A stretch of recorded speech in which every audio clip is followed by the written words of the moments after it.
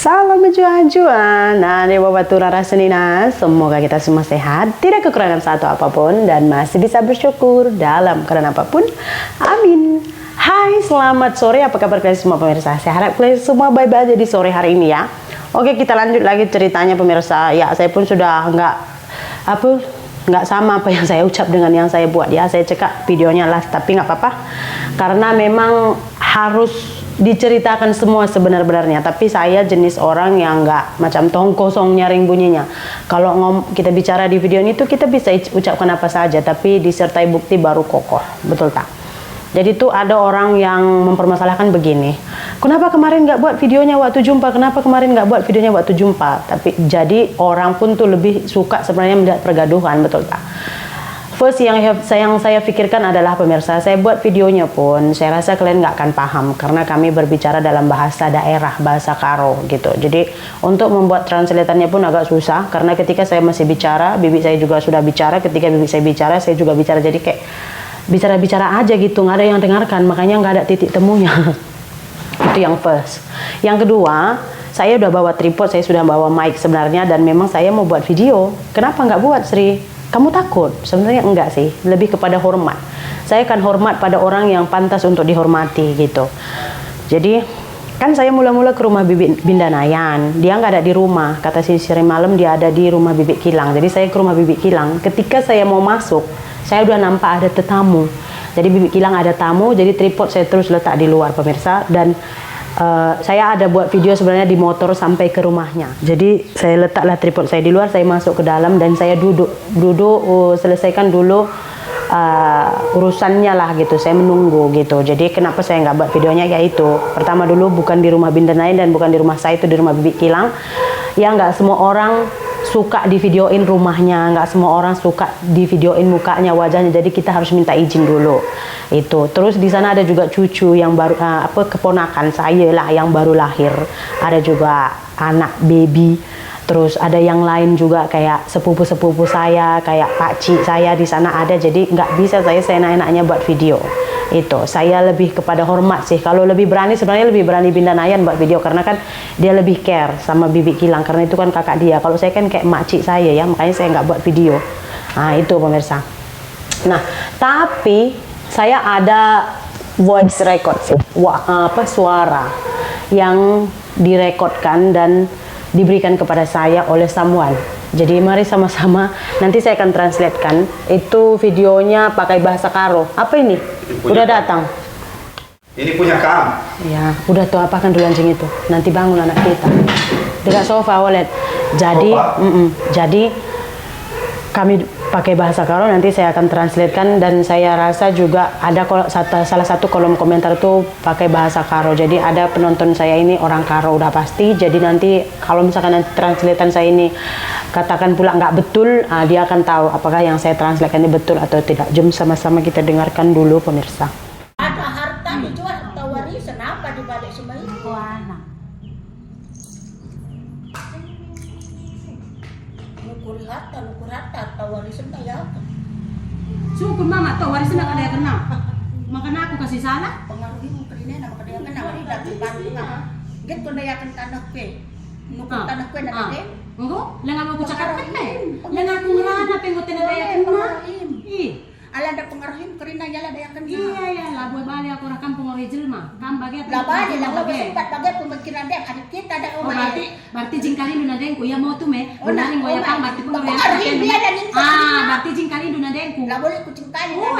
Pengaruhin dukin jingkali duya. Bagai marenda mau tuh nandene, marenda bagai kuban nurutnya gua maka gundari lah pernah.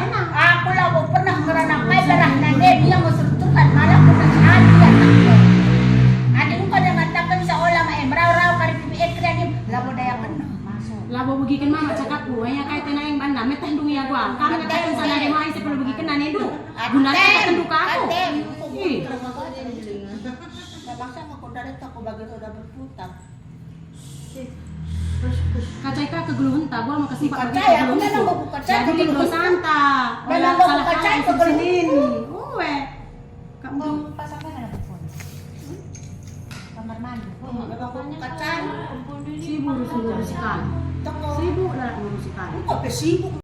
Oke pemirsa, jadi macam yang saya bilang, sebenarnya saya datang menjumpai Binda Nayan. Saya nggak ada singgung masalah warisan sebenarnya. Warisan ini, warisan itu enggak. Karena itu bukan konteks saya. Dan saya nggak ada hak sebenarnya mau mengungkit-ungkit warisan. Yang saya datangi dia itu hanya menanyakan yang dua yang sudah saya ceritakan kepada kalian. Dan ya memang Binda Nayan bilang gitu. Kalau dari yang dia ucapkan pakai bahasa Karo ini, yang pertama itu dia tuh marah sebab mak saya jual warisan. Jadi dia itu marah. Dia bilang begini, mamamu itu kau yang pengaruhi kenapa dia berani jual warisan. Tapi di masa yang sama dia juga bilang, emak saya cerita sama Binda Nayan kalau dia mau jual warisan. Ya kan, di sini saya pun tanya, saya bilang sama dia, kan belum apa-apa dia sendiri udah bilang sama kamu yang dia itu mau jual warisan gitu. Jadi memang saya tanya sama dia, belum apa-apa, saya tak ada cekak apapun, memang waktu dapat warisan saja, mas saya itu udah ada planning mau jual warisan. Jadi ngapain saya pengaruhi, betul tak? Jadi saya bilang, saya nggak macam Binda mempengaruhi orang. Macam video saya sebelumnya, Binda kalau bermasalah dengan siapa-siapa, dia akan cakap ke sana, cakap ke sini untuk mendapatkan sokongan. Biar nanti, iya pasti akan ada video dia bareng abang saya, dia bareng ini, menunjukkan yang banyak sokongan gitu. Dia suka mengkaitkan orang luar dengan masalahnya gitu. Saya nggak orangnya. Ya udah. Walaupun kayak kemarin dia bilang saya menuduh bibik saya mencuri, kan dibawanya bibik saya di video. Saya biasa aja gitu, karena saya tahu pasti mereka itu disuruh dan diarahkan buat video gitu. Jadi ya udah, saya nggak dendam sama sekali. Saya jumpa bibik saya juga macam biasa, kalian nampak kan. Jadi di video itu juga katanya, kalau kau marah sama mamamu, dia nggak akan jual warisan.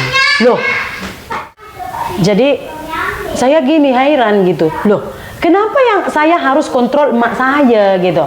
Kenapa saya harus marah sama emak saya? Sementara macam yang saya bilang, saya memang nggak terlalu mengurusi warisan emak saya itu loh pemirsa. Saya nggak ngurusin, maksudnya, mak nggak boleh jual, itu jangan jual. Nggak bisa dong, itu bukan hak saya. Itu yang dia marah sama saya. Kenapa saya nggak marah sama emak saya? Masa emak saya mau jual warisan? Kenapa kau nggak marah sama dia waktu dijualnya warisan itu? Katanya, loh, mak saya kalau dia udah mau buat benda tuh dia akan buat, orang cakap apapun kalau dia nak buat dia akan buat. Saya bilang, takkan tak tahu perangai kakak sendiri. Saya bilang, kalau kau yang marah pasti didengarkannya.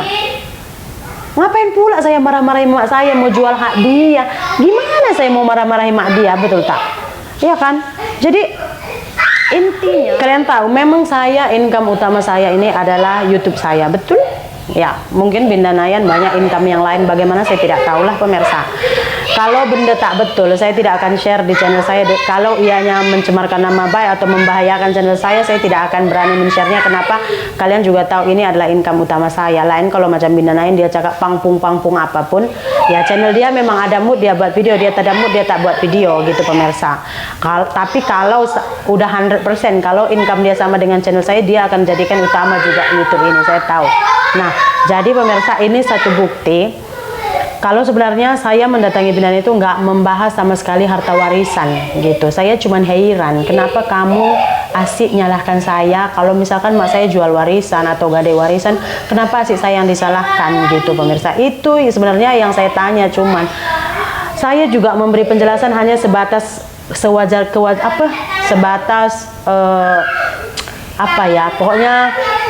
sebatas yang saya ada hak gitu.